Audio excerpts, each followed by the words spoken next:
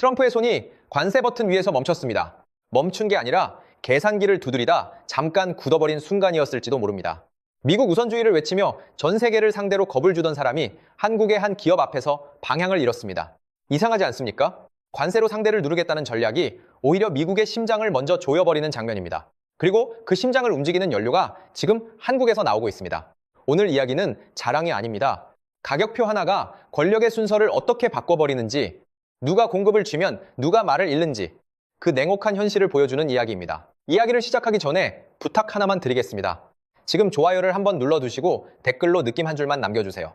이 이야기는 뒤로 갈수록 더 노골적으로 판의 구조를 보여주기 때문입니다. 불과 몇 달 전까지만 해도 24만 원이면 살 수 있던 삼성전자의 DDR5 32GB 메모리가 지금은 80만 원을 넘었습니다. 10%, 20% 상승이 아닙니다. 3배가 훌쩍 넘는 폭등입니다. 1년 전 6만 원대였던 16GB 제품은 40만 원을 넘어섰습니다. 이쯤 되면 소비자 입장에서는 분노가 먼저 나옵니다. 그런데 이 숫자를 시장의 공포가 아니라 기업의 메시지로 보면 그림이 바뀝니다. 트럼프 행정부가 한국산 반도체에 징벌적 관세를 언급하던 그 순간 삼성은 가격을 220%나 인상했습니다. 이건 흔한 가격 조정이 아닙니다. 관세를 걱정하기 전에 물건이 있는지부터 확인하라는 차가운 통보에 가깝습니다. 지금 시장은 돈을 들고 가도 물건을 못 구합니다. 생산이 부족해서가 아닙니다. 삼성이 만들지 않기로 선택했기 때문입니다. 삼성은 범용 PC용 D램 생산 라인을 줄이고 AI, 서버용 HBM에 자원을 쏟고 있습니다. 쉽게 비유하면 이렇습니다. 동네 빵집이 원래는 1,000원짜리 식빵을 팔던 가게였는데 갑자기 AI라는 손님이 나타나 10만 원짜리 케이크만 만들어 달라고 주문한 겁니다. 빵집 주인은 식빵 화덕을 치우고 케이크 오븐을 들여놓습니다. 그 순간 식빵은 시장에서 사라집니다. 지금 범용 메모리가 딱 이 상태입니다. 공급이 수요의 60%도 채우지 못하는 공급 절벽이 만들어졌습니다. 이런 상황에서 트럼프가 관세를 100%로 올린다면 결과는 뻔합니다. 삼성은 가격을 더 올리면 됩니다. 관세보다 비싸게 팔면 그만입니다. 결국 그 비용을 떠안는 쪽은 메모리가 없으면 서버가 멈추는 미국 기업들입니다. GPU가 아무리 좋아도 HBM이 없으면 그건 고철에 불과합니다. 미국의 AI 경쟁력은 삼성 메모리 위에서만 돌아갑니다. 그래서 트럼프의 손이 멈춘 겁니다. 그가 쥐려던 칼이 알고 보니 자기 심장 쪽을 먼저 향하고 있다는 사실을 계산기가 먼저 말해준 것입니다. 여기까지 들으면 이런 생각이 자연스럽게 떠오릅니다. 가격이 이렇게 미쳐버렸다면 다른 선택지는 없는 걸까? 라는 질문입니다. 삼성 말고도 메모리를 만드는 회사는 분명 존재합니다. SK하이닉스도 있고 미국의 마이크론도 있고 중국 기업들도 이름을 올리고 있습니다. 그런데 지금 이 순간 시장에서 그 이름들은 위안이 되지 않습니다. 이유는 간단합니다. 여유가 없기 때문입니다. SK하이닉스는 이미 내년 HBM 물량까지 대부분 계약이 끝난 상태입니다. 마이크론은 생산 능력 자체가 삼성과 비교할 수준이 아니고 중국 기업들은 기술과 신뢰라는 벽 앞에서 아직 문 밖에 서 있습니다. 지금 시장은 고르는 시장이 아닙니다.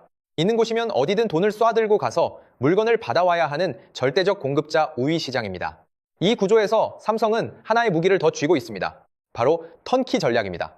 턴키라는 말이 어렵게 들릴 수 있지만 개념은 단순합니다. 열쇠만 돌리면 모든 과정이 한 번에 작동하는 구조입니다. 반도체 산업에서는 이게 엄청난 차이를 만듭니다. 보통 인공지능 칩 하나를 만들려면 설계는 다른 회사가 하고 제조는 대만에서 하고 메모리는 한국에서 받아오고 패키징은 또 다른 업체에 맡겨야 합니다. 재료가 흩어져 있고 공정이 길고 시간과 변수는 끝없이 늘어납니다. 그런데 삼성은 다릅니다. 설계부터 위탁 생산, 메모리 생산, 그리고 이 모든 것을 하나로 묶는 패키징까지 한 회사 안에서 끝냅니다.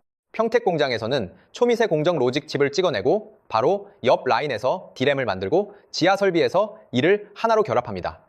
경쟁사들이 이 공장 저 공장 오가며 시간을 소모할 때 삼성은 한 번에 끝냅니다. 이 차이가 얼마나 크냐 하면 생산 시간을 최소 20% 이상 단축시킵니다. 인공지능 전쟁에서 20%는 단순한 숫자가 아닙니다. 먼저 출시하느냐, 늦게 출시하느냐를 가르는 생존의 격차입니다. 그래서 구글과 아마존 같은 기업들이 삼성을 붙잡는 겁니다. 가격이 비싸서가 아닙니다.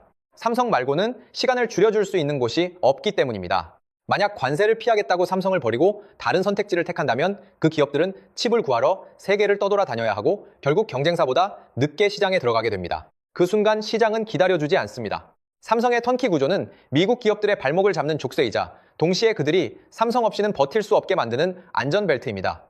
그래서 이 게임은 단순한 가격 싸움이 아닙니다. 구조 싸움입니다. 그리고 이 구조 안에서 트럼프의 관세 카드는 점점 힘을 잃어갑니다. 이제 다시 트럼프 이야기로 돌아가 보겠습니다. 트럼프의 관세 전략은 단순합니다. 공장을 미국에 지으면 살려주고 안 오면 때린다는 방식입니다. 이 논리는 자동차나 철강 같은 산업에서는 꽤 먹혔습니다. 하지만 반도체 앞에서는 이야기가 달라집니다. 특히 지금처럼 AI 경쟁이 한창인 시점에서는 더 그렇습니다. 트럼프가 한국 반도체의 관세 100%를 언급했을 때 처음에는 강한 카드처럼 보였습니다. 하지만 숫자를 하나씩 대입해보니 상황이 이상해지기 시작합니다. 삼성이 관세를 맞으면 가격을 올립니다. 가격이 오르면 그 반도체를 사야 하는 애플과 델과 테슬라의 제조 원가가 함께 뛰어오릅니다. 제조 원가가 오르면 제품 가격이 오릅니다. 아이폰 가격이 오르고 노트북 가격이 오르고 클라우드 사용료가 오릅니다. 이 흐름의 끝에는 소비자 물가 상승이 기다리고 있습니다. 트럼프가 가장 두려워하는 장면입니다. 반도체 가격 상승이 전반적인 물가를 밀어올리는 현상은 치플레이션이라고 불립니다. 이건 단순한 업계 용어가 아닙니다. 정치인에게는 악몽 같은 단어입니다. 물가가 오르면 지지율이 떨어지기 때문입니다. 그래서 트럼프의 계산은 여기서 막힙니다. 관세를 때리면 삼성이 아픈 게 아니라 미국 소비자가 먼저 아파집니다. 이 사실을 미국 기업들이 먼저 알아챕니다. 실리콘밸리에서는 이미 백악관으로 비명이 올라가고 있습니다. 반도체가 끊기면 서버가 멈추고 서버가 멈추면 서비스가 멈춥니다. 서비스가 멈추면 미국 경제가 멈춥니다. 이건 협박이 아니라 구조입니다. 그래서 트럼프의 태도는 미묘하게 바뀌기 시작합니다. 겉으로는 강경한 발언을 이어가지만 실제 정책에서는 완제품 관세를 유예하거나 면제하는 조치를 내놓습니다. 이건 후퇴가 아니라 계산의 결과입니다. 관세라는 칼을 휘둘렀다가 자기 손목이 먼저 잘리는 그림이 보였기 때문입니다. 결국 트럼프도 비즈니스맨입니다. 이길 수 없는 싸움에는 들어가지 않습니다. 손해가 확실한 장사는 피합니다. 삼성과 정면으로 부딪히는 순간 미국의 AI 전략 전체가 흔들린다는 사실을 그는 알고 있습니다. 그래서 이 싸움은 공개적인 전쟁이 아니라 물밑의 거래로 이동합니다. 관세라는 단어는 점점 작아지고 협상이라는 단어가 조용히 커집니다. 물량을 조금 더 달라. 대신 압박을 완화하겠다는 신호들이 오갑니다. 삼성이 던진 220%라는 숫자는 가격표가 아니라 협상 테이블로 상대를 끌어내는 신호탄이었던 겁니다. 이 순간부터 트럼프는 공격자가 아니라 조정자가 됩니다. 그리고 판의 주도권은 이미 다른 쪽으로 넘어가 있습니다. 이제 시선을 미국 기업들로 옮겨보겠습니다. 관세 위협이 뉴스 헤드라인을 채우는 동안 실제로 가장 먼저 반응한 쪽은 정부가 아니라 기업들이었습니다. 구글과 아마존과 메타와 애플 같은 이름들이 동시에 움직이기 시작합니다. 목적지는 하나입니다. 경기도 평택입니다. 삼성전자 반도체 공장 인근의 비즈니스 호텔들은 밤에도 불이 꺼지지 않습니다. 원래 2급의 임원들은 출장도 길어야 일주일입니다. 그런데 지금은 몇 달씩 방을 잡아두고 돌아가지 않습니다. 이유는 간단합니다.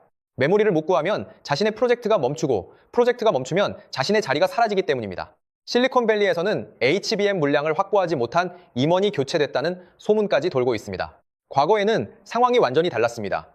빅테크 기업들이 슈퍼갑이었고 삼성은 협상 테이블에서 가격을 설명해야 하는 입장이었습니다.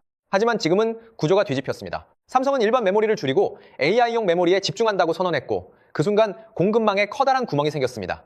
이 구멍을 메울 수 있는 곳은 거의